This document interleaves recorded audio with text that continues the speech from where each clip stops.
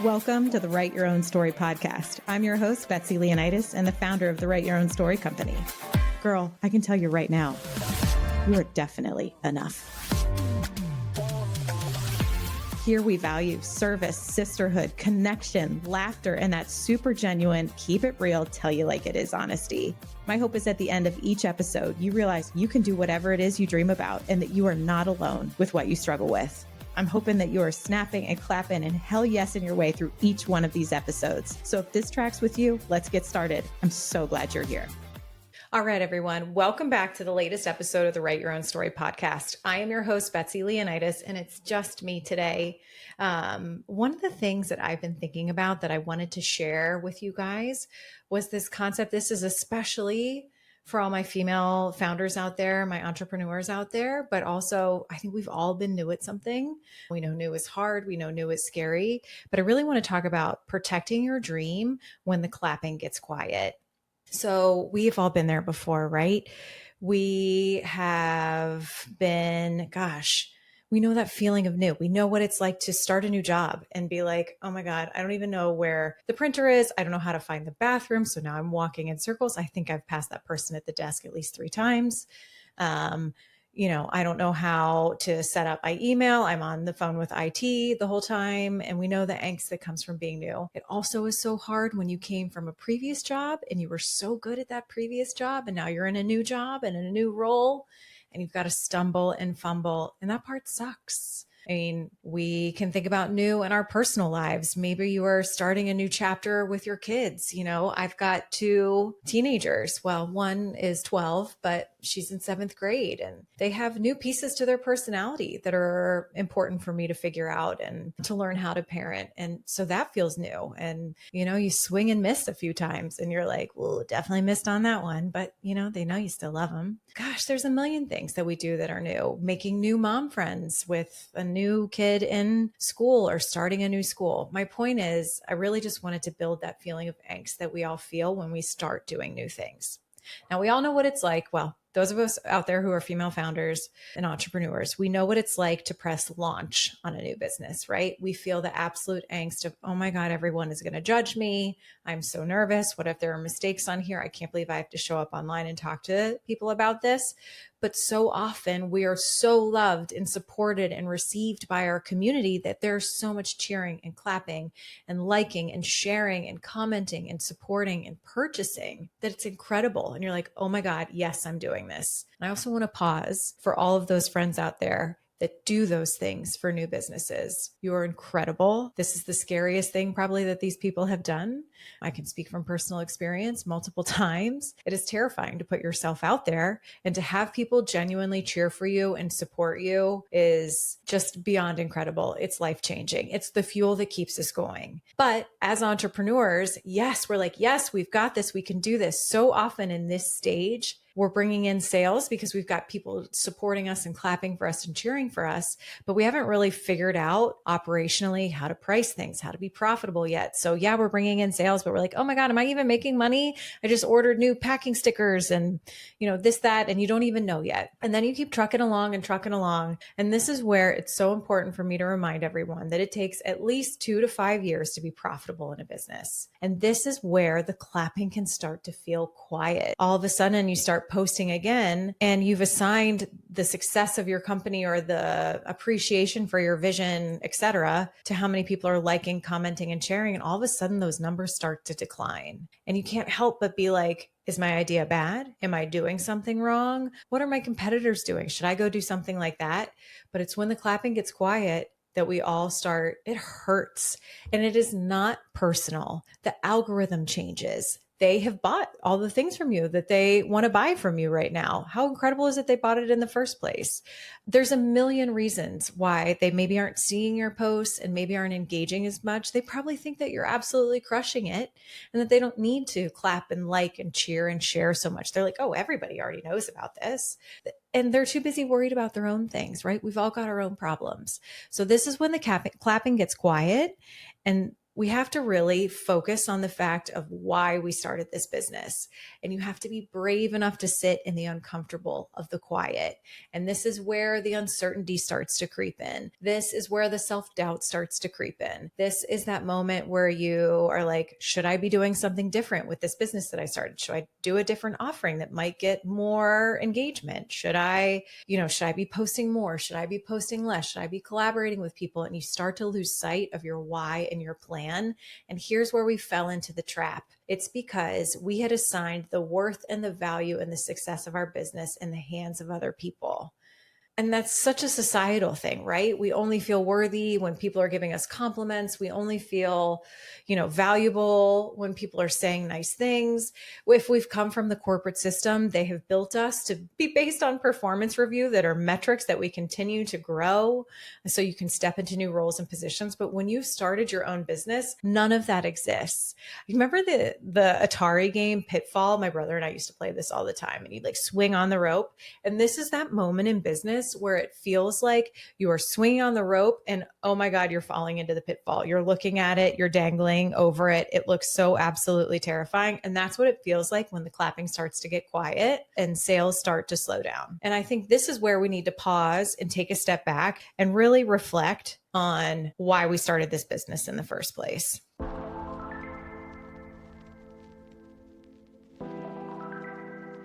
I have to tell you, I'm literally obsessed with my Oura Ring 4. Honestly, my Apple Watch was way too much noise for me. Stand up, sit down, you have a meeting, you're late, your steps are low, breathe, all the things. But this little ring has been an absolute game changer. It doesn't just track my sleep, it helps me actually rest better. Every morning, I get insights into my recovery, my readiness for the day, and whether my body needs more downtime. It even tracks my steps, my cycle, and literally so much more. If you're someone who loves data, cares about your health, and also loves cute jewelry, this ring is for you. This is a gentle reminder, backed by science, that rest is just as important as hustle. Unlock this powerful tool for better sleep, less stress, and smarter recovery with Oura Ring 4. Use my link in the show notes to get 10% off your Oura Ring today.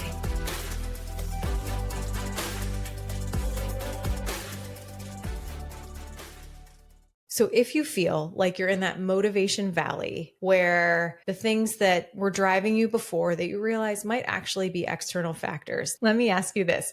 If the clapping slows down and the dopamine and the external validation wanes, do you have enough motivation from the inside to keep going? Is your why strong enough to keep you going? Let that sink in for a minute. Even if you're not a female founder and you're just thinking about something that you're doing that's new right now that makes you uncomfortable. Maybe you are trying to reach out to friends more because you're feeling a little lonely and you're like, oh, good. Or you've joined a new workout class and you're like, everybody knows how to do this and I don't. Go back to your why, go back to your internal motivation. And that is where you climb out of these pitfalls and these valleys.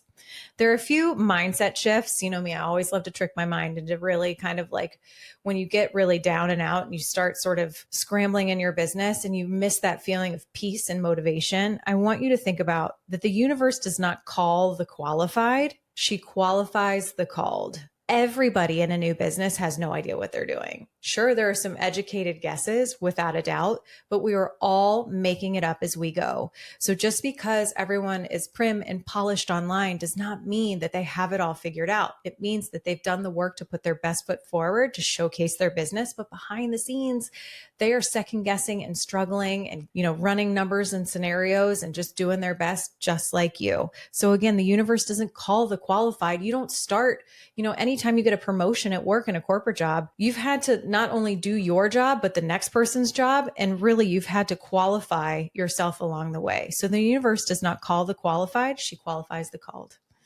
Self-awareness. This is a big one for me. Know your weak spots and build guardrails around that. So for me, mine is discipline. I have ADHD. It is like the real deal. I genuinely have it. So when the dopamine is low for a task, like scheduling, returning emails, sticking to the plan, because that's not fun. Anything like that, where the dopamine feels really low, but they're critical to moving your business along. It takes all of my willpower to build the habit to keep going. Business can be really boring sometimes. It's not all about talking to these exciting guests and connecting with these amazing clients. There's a lot of back end stuff in between that is really low on the dopamine return that it takes all of my willpower to be able to sit down and do it. The way that I'm able to really create habits is to put some guardrails around the time where I have to dig into that really uncomfortable space. So I time block 2 hours of mid-morning. That is my very most productive time, at least 3 days a week, ideally 4 or 5, just depending on my schedule. I've got 4 kids in orthodontics now. Please help me. But I protect those 2 hours. I know that I only have to sit down for 2 hours that day and do the hard things. I'm not looking at an 8-hour hard day. I'm not looking at a whole week. I'm looking at Monday and I'm looking at my 2-hour slot and I'm making sure that I'm doing X, Y, and Z hard things. I also take those hard things and I repeat them every Monday. And then I repeat the different ones every Tuesday. So I don't have to think about which hard things should I do on Monday? Which hard things do I do on Tuesday? I have these sort of like broad categories. I know I've talked about it a lot on the show before that I repeat week after week. So I'm feeling much less overwhelmed, even when the dopamine is low. And then the other thing is that you really have to connect to your why. I mean, I always make this example, but it's like unloading the dishwasher. I do it multiple times a day and I hate it. I literally hate it, but I have 4 kids. And I am so blessed to have 4 kids. And I am so blessed to have as much time with them as I do. And that we are in the kitchen and that I can afford to put the food on the table. And that we've made memories while we were sitting there eating. For the most part, sometimes people are just watching screens and we're all ships passing through the sports schedule night.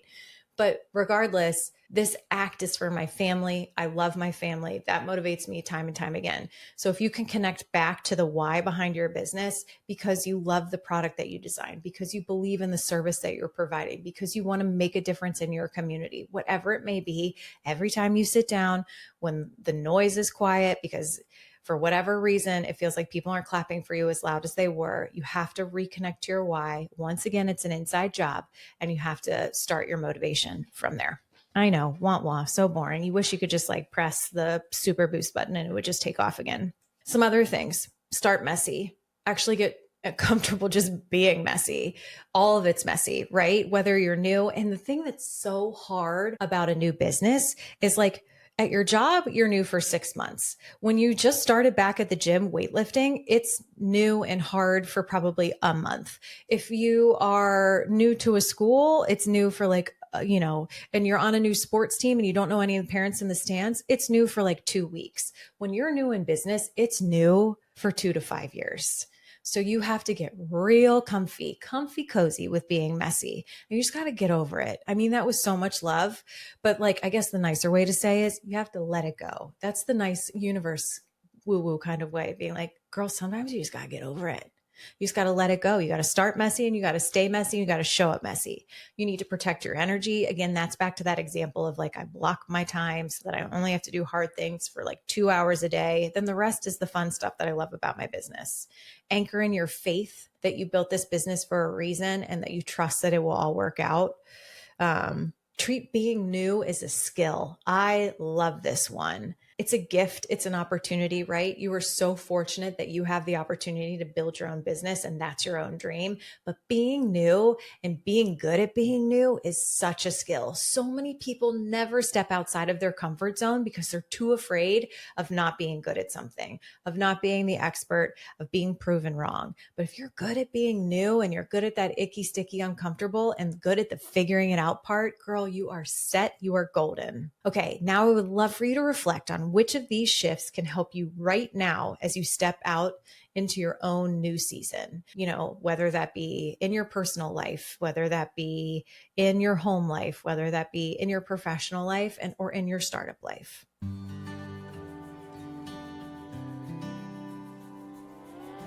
Joy Creative Shop is one of my very favorite female-founded businesses. Steph, the founder, is not only a dear friend of mine, but a woman I truly admire as a female business owner. We even had her on the podcast. Go back and listen to our episode, Making Space for Every Woman's Success, if you haven't yet.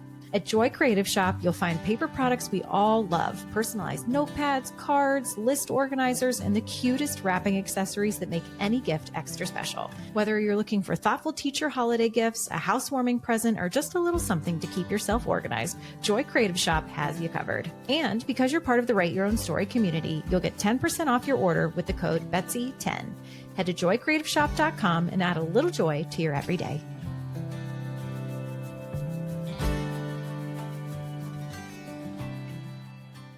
The things that I want to kind of close on is that when you are in the icky, sticky middle, the pitfall from the Atari game, when motivation really is just an absolute struggle, please remember that literally no one has it all figured out. No matter what you're reflecting on at this moment and being like, I'm new at this, whether it be personal or professional, just remember, no one has it all figured out. Being new means that you're growing into your answers. Everyone is whole and complete and capable. The answers are within you, or the questions that you need to ask and go discover are also within you. You got to get quiet enough, and you got to trust yourself enough, and you got to believe in yourself enough to ask yourself the questions, trust that you have the answers.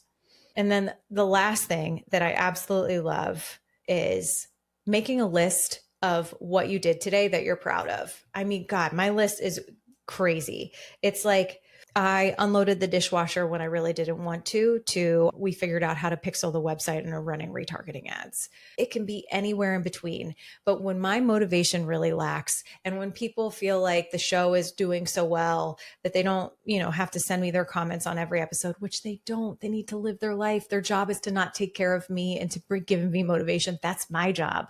So when I'm feeling like, oh my God, nobody likes me, nobody likes my business, nobody likes my show, and I do feel that way sometimes. And I know everybody feels that way about their business. I keep a list of all the moments that I'm really proud of myself for the day. I do it for a day, then I do it for a week. And just like when you're training yourself to look for gratitude, then you train yourself to recognize the moments when you're doing really well, because you have to remind yourself there are a lot of moments throughout the day that you're doing a damn good job. Okay, that's it. I just wanted to share because I know there is this kind of messy middle part. This is where a lot of people quit. This is where a lot of people give up. And don't forget, this is a long road to profitability. This is a long road to 10,000 Instagram followers. This is a long road to being able to do this business in your sleep. But please don't give up. Please reconnect to why you started this and find your motivation from within, because everyone is rooting for you, whether they hit the like button or not. All right, you guys, thanks everyone for listening, and we'll catch you next time. Well, that's the end of this episode, but promise me, you won't stop here with whatever it is you're feeling or dreaming about. I hope you leave today feeling empowered to live life just as you see fit. If this podcast was helpful to you, it would mean the world to me if you could leave a review on whatever platform you're listening on. I genuinely just want to help women live the life they dream about. So if this type of content tracks with you, subscribe to this podcast or visit our website, writeyourownsstory.co, to download digital courses or to grab a journal and a mug to just dream in and dream with. It's your life, lady. Do you. And just remember, I'm rooting for you, and you've totally got this.